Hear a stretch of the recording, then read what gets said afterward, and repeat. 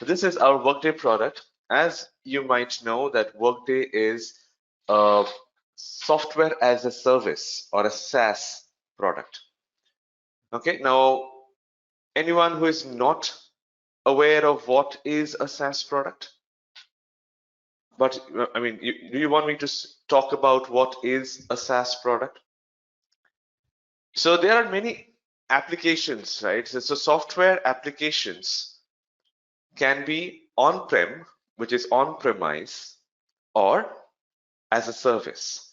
Now, what is an on-prem or on-premise software?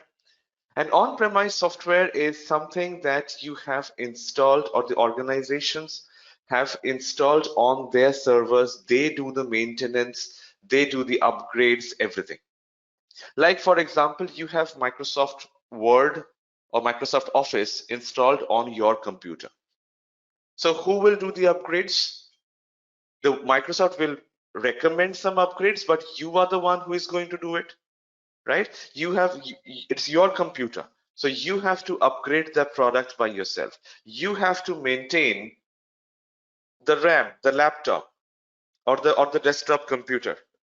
Correct? Now, let's say if Microsoft comes up with a very, very new product and your computer is not able to support that, but you want to use that new product, then maybe you have to upgrade your laptop as well, right? So all the maintenance, everything related to that product is dependent on you because you have installed that particular application on your system. So it is an on-premise, it is sitting on your system.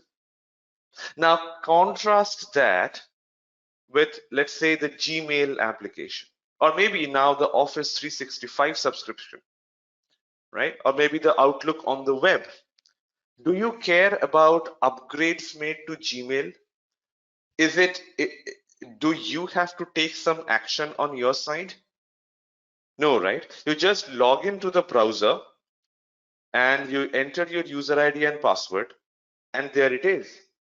You have the new and upgraded Gmail. Every time the Google Mail or even the Outlook on the web, it upgrades, it is actually transparent to you. You use it just like a service. Correct? You do not have to upgrade your computer. You do not have to spend some time reading and understanding what are the upgrades and how that impacts you. You don't have to do that. You just log into that application and there you have it. So software as a service application is something that you just pay and use, right? You pay a subscription and you use. Well, Gmail is free, but some of the other business applications have to be paid for. So Workday is one such application.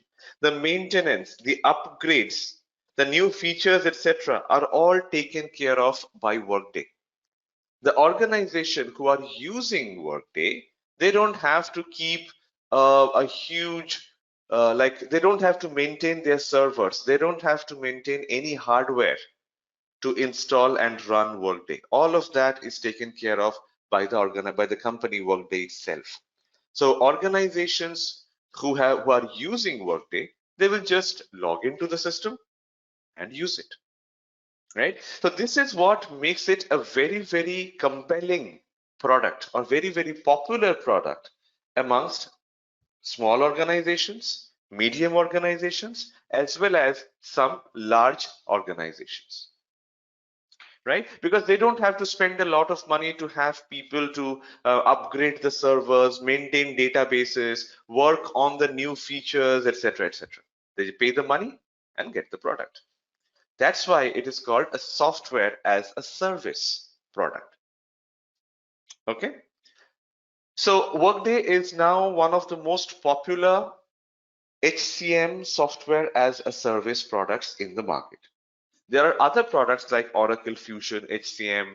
There is PeopleSoft, of course, and then there is SAP SuccessFactors, and there are other smaller products as well. But Workday has been gaining a lot of popularity over the last 5-6 years, and as of now it is one of the market leaders as per the Gartner reports and etc. It is one of the most popular HCM products out there in the market.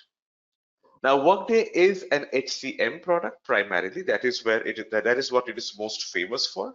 But Workday also has a very strong finance module, and now it has recently started a supply chain management module for its for hospitals and other healthcare businesses. Right? But primarily, Workday is known for its Workday HCM product, which is human capital management. Now, every organization, when we say it deals with its employees and contingent workers, the people who work for the organization. Now, when you say people who work for the organization or the HCM product, what are the typical things you expect an HCM product to do for you?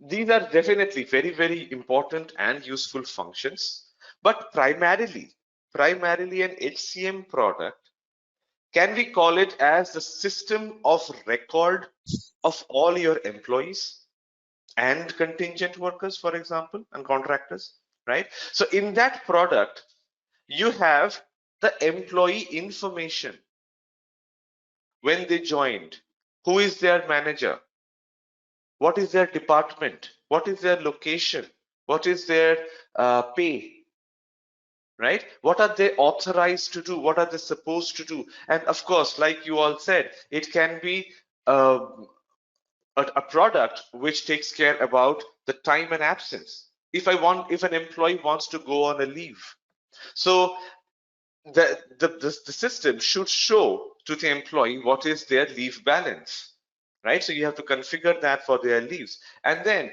once the employee applies for a leave, then what happens, right? It goes through an approval process, right? It goes through like it goes to his manager, and then the manager approves it, and then the employee can go on a leave. Correct? So there are many different things that an HCM product can do. Okay, so in this particular training session, we are going to talk about the fundamentals of Workday HCM configurations.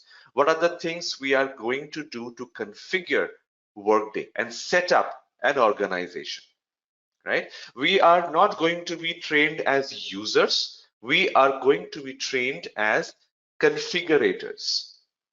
Okay,